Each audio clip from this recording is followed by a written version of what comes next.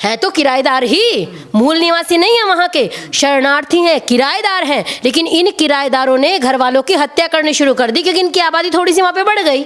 या एक कार्टून के कारण जहाँ हत्या कर दी जाती हो वो धर्म नहीं है, वो आतंकवाद का अड्डा है।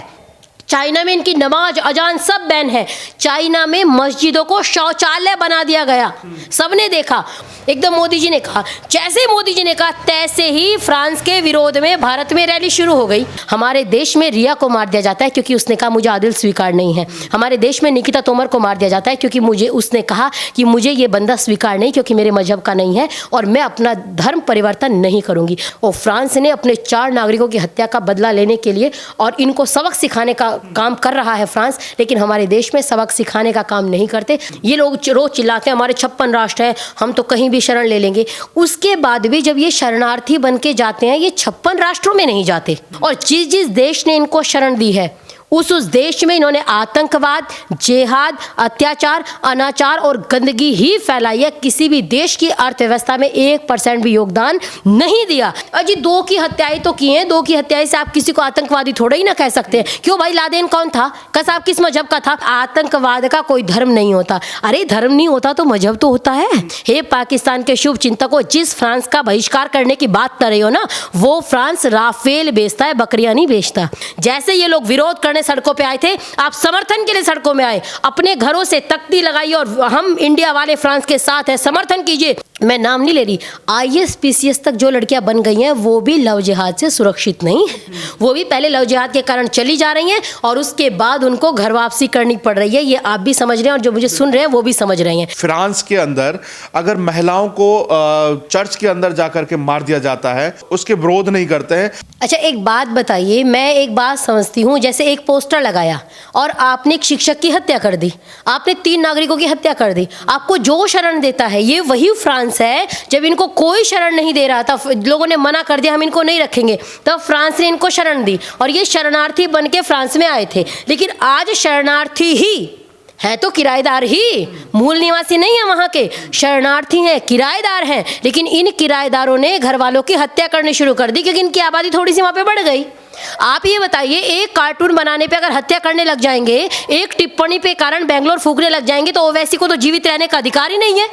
क्योंकि ओवैसी ने ऐसी ऐसी टिप्पणियां हमारे गुरुओं पे की है, हमारे धर्म गुरुओं पे की है, राम जी सीता जी पे की है, हमारे सनातन के जितने आदर्श लोग हैं उन पे की है। ये लोग कैसे जीवित हैं फिर? और मैं ये कहती हूँ कि जो एक टिप्पणी के कारण या एक कार्टून के कारण जहां हत्या कर दी जाती हो वो धर्म नहीं है, वो आतंकवाद का अड्डा है। और यही सत्य है। एक टिप्पणी की, आप उसको पूछते जी क्यों की?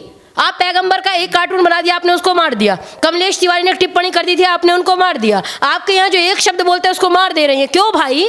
बुद्धि नहीं है आपके पास, विवेक नहीं है, विचार करने का सामर्थ्य नहीं है। ऐसे तो जो एक शब्द बोलेगा उसको मार देंगे, तो हमें तो कितनों को मारना पड़ेगा। जितने ये लिबरल और जितने ये सेक्युलर गैंग हैं, रोज ये राम जी सीता जी पे टिप्पणी करते हैं। अभी नवरात्रि आई, दुर्गा पे टिप्पणी करते हैं। जैसे ही दशहरा आएगा, अपने अंदर के रावण को मारो, तुरंत इनके जान वाले मैसेज शुरू हो जाते हैं। जैसे होली आएगी तैसे इनके मैसेज शुरू हो जाते हैं। इन्होंने कभी कहा कि ईद पे अपने अंदर के आतंकी को मारो? कभी नहीं कहते। दशहरे पे आप रावण को मारो, लेकिन ईद पे वो आतंकी को मारे, ये मैसेज कभी नहीं चलेगा। तो मैं ये कहूंगी, दोगलापन।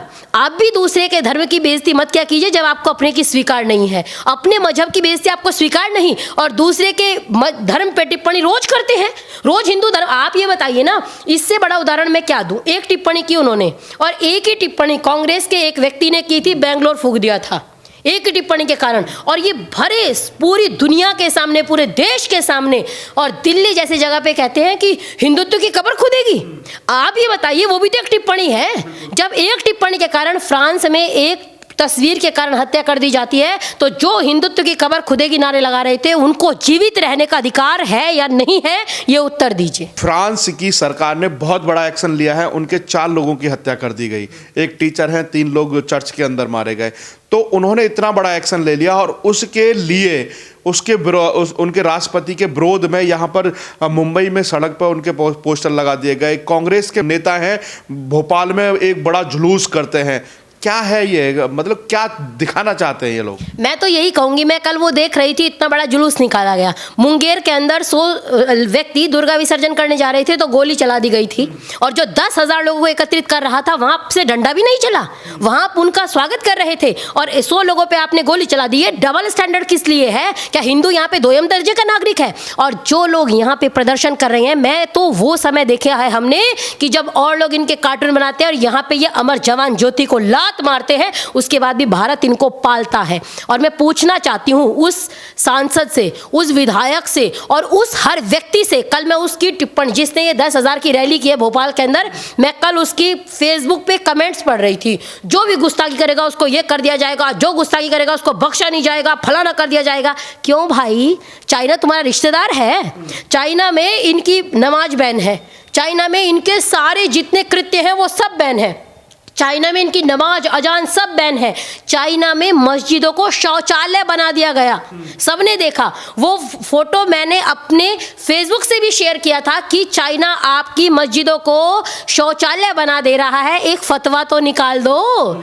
लेकिन इनको पता है ये भिखारी है, जाना वहीं पे कटोरा लेके है, इसलिए चाइना को कुछ नहीं कहते। वही है, चाइना बलशाली है। और दूसरी बात, एक सबसे गुड़ बात ये है, फ्रांस जो है वो भारत से दुश्मनी नहीं रखता। फ्रांस, जैसे मोदी जी ने कहा कि हम फ्रांस के साथ हैं, एकदम मोदी जी ने कहा, जैसे मोदी जी ने कहा तैसे ही फ्रांस के विरोध में भारत में रैली शुरू हो गई।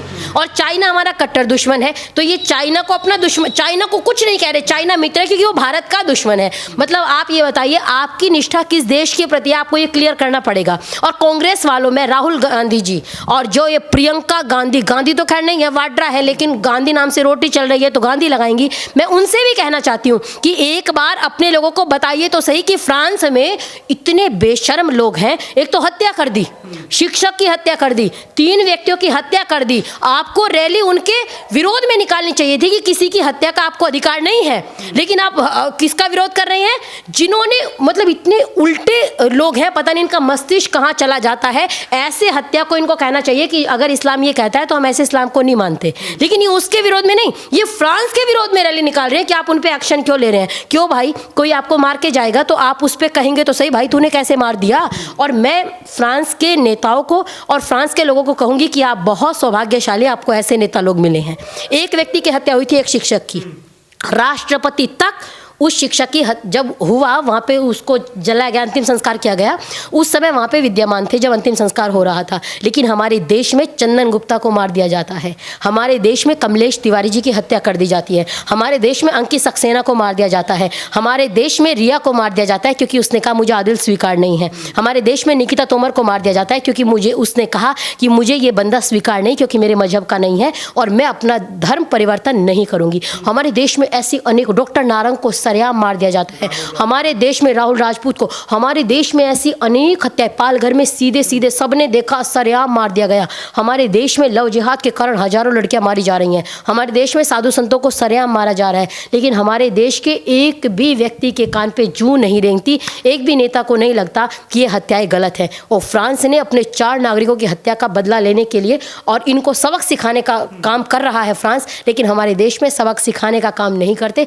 अपने आप को हम तो सेक्युलर हैं जी, हम तो कायर हैं जी, हम तो इनके सामने लड़ नहीं सकते। तो फ्रांस वालों, आपको शुभकामनाएं कि आपको ऐसे नेतागण मिले हैं और आज सरेआम बोल रहे थे कि इस पुस्तक के कारण ये सब हो रहा है, पुस्तक का नाम ले रहे हैं, न डर रहे हैं, खुल के बोल रहे हैं और अपनी संसद के अंदर बोल रहे हैं। तो हमारे यहाँ तो ऐसा इतना हिम्मत रखने वाला शायद एक भी व्यक्ति नहीं है। तो ये भी एक बहुत सबसे बड़ी बात है कि फ्रांस के बाद बेल्जियम है, बेल्जियम में भी बहुत लोगों को पनाह दी गई थी, जो आज बेल्जियम भी उस कट्टरपंथी का शिकार होता जा रहा है। वहाँ के संसद में सांसद कहते हैं कि ये ही किताब है जो आसमानी किताब है, इसकी वजह से ही इतना कट्टरपंथी हो रहा है और ये हत्याएं हो रही हैं। जल्दी से जल्दी हमें इस पर भी एक्शन लेना होगा और जो बाहर से आए हुए लोग हैं उनको बाहर फेंकना होगा। देखिए, आप एक बात बताइए, जितने मेरे को सुन रहे हैं वो एक बात सोचिए, इनके 56 राष्ट्र हैं, ये लोग रोज चिल्लाते हैं हमारे 56 राष्ट्र हैं, हम तो कहीं भी शरण ले लेंगे।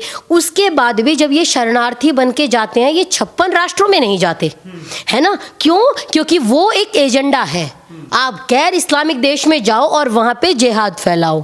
आप गैर इस्लामिक देश में जाओ, वहाँ पे अपनी आबादी बढ़ाओ, और जब आबादी बढ़ जाएगी तो एक अलग देश मांगो। ये एक एजेंडा है ना, तभी तो आप 56 राष्ट्रों में क्यों नहीं जाते? आपके पास तो 56 राष्ट्र है, लेकिन जब भी इनको रोहिंग्याओं को आना होगा, भारत में बसा लो जी। और जिस जिस देश ने इनको शरण दी है उस देश में इन्होंने आतंकवाद, जिहाद, अत्याचार, अनाचार और गंदगी ही फैलाई है। किसी भी देश की अर्थव्यवस्था में 1% भी योगदान नहीं दिया। इसलिए इनको कोई भी देश शरण ना दे और इन किराएदारों को कान पकड़ के बाहर करे कि ऐसे आप किसी भी देश में अत्याचार, अनाचार कोई भी देश नहीं सहेगा। और जितना जल्दी इनका प्रतिकार पूरा विश्व करेगा, उतना जल्दी इनकी अकल ठिकाने आएगी, क्योंकि इनको पता नहीं ऐसा क्या सिखाया जा रहा है कि जो भी इनके साथ चला गया। मतलब आप ये देखिए, इनकी निष्ठा, आप बाहर के लोग इन्हें परेशान करते हैं, रैली ये भारत में कर रहे हैं, अब कोरोना नहीं फैलेगा, इतने लोगों की रैली कर रहे हैं। कांग्रेस वाले अब चुपचाप बैठ जाएंगे, बिल्कुल दही जम जाएगा इनके मुंह में, अब वामपंथी एक भी शब्द नहीं बोलेंगे। ये वामपंथी जो गैंग है ना, ये भी पूरा इनके साथ खड़ा है। अभी क्या कह रहे हैं, अजी 2 की हत्याएं तो की हैं, 2 की हत्याएं से आप किसी को आतंकवादी थोड़ा ही ना कह सकते हैं। क्यों भाई, लादेन कौन था, कसाब किस मजहब का था, रोज पता लग रहा है, डेली खुल के आ रहा है। उसके बाद भी कहते हैं जी आतंकवाद का कोई धर्म नहीं होता। अरे धर्म नहीं होता तो मजहब तो होता है, वो तो बोलो। धर्म नहीं होता वो हम भी कह रहे हैं, आतंकवाद का कोई। और क्या कह रहे हैं, फ्रांस का बहिष्कार करेंगे। हे पाकिस्तान के शुभ चिंतकों, जिस फ्रांस का बहिष्कार करने की बात कर रहे हो ना, वो फ्रांस राफेल बेचता है, बकरियां नहीं बेचता, इसलिए उसका बहिष्कार करने की मत सोचो। और मैं कहूंगी, पूरे भारतवासियों से अनुरोध करूंगी, जैसे ये लोग विरोध करने सड़कों पे आए थे, आप समर्थन के लिए सड़कों में आए, अपने घरों से तख्ती लगाइए और हम इंडिया वाले फ्रांस के साथ हैं, समर्थन कीजिए, जोरदार समर्थन कीजिए। इस्लामिक आतंकवाद के विरुद्ध पूरा विश्व एक है, पूरा देश, पूरा विश्व इनके साथ खड़ा है, फ्रांस के साथ खड़ा है। और इन पे जल्दी से जल्दी एक्शन लिया जाए, वरना कल को ये आग हमारे घर में तो जल ही रही है, हमको तो फर्क ही नहीं पड़ रहा जी। हमारे यहाँ तो रोज का है, आप डेली अखबार उठा लीजिए, उसने धर्म को स्वीकार नहीं किया इसलिए उसकी हत्या कर दी, उसने शादी के बाद धर्म को स्वीकार कर लिया था इसलिए उसको बक्से में पैक कर दिया। हमारे यहाँ तो प्रतिदिन का है, तो हमारे यहाँ तो डेली यूज में आ गया, हमको बड़ी चीज लगती ही नहीं जी। अच्छा, इतनी लड़कियां मरी, ठीक है जी, लव जिहाद में उसको सूटकेस से पैक कर दिया, ठीक है जी। बड़े से बड़ी लड़कियां, मैं नाम नहीं ले रही, IAS PCS तक जो लड़कियां बन गई हैं, वो भी लव जिहाद से सुरक्षित नहीं। वो भी पहले लव जिहाद के कारण चली जा रही हैं और उसके बाद उनको घर वापसी करनी पड़ रही है। ये आप भी समझ रहे हैं और जो मुझे सुन रहे हैं वो भी समझ रहे हैं। तो मैं यही कहूँगी कि उस फ्रांस के समर्थन में प्रत्येक भारतवासी का दायित्व है कि एकजुट होकर उसका समर्थन करे, क्योंकि जब विरोध करने वाले लोग सड़कों पर हों तो हमारा दायित्व है कि हमको सड़कों पर आना चाहिए। और याद रखिए, समर शेष है नहीं पाप का भागी केवल व्याध, और जो तटस्थ समय लिखेगा उनके भी अपराध, जो तटस्थ समय लिखेगा उनके भी अपराध।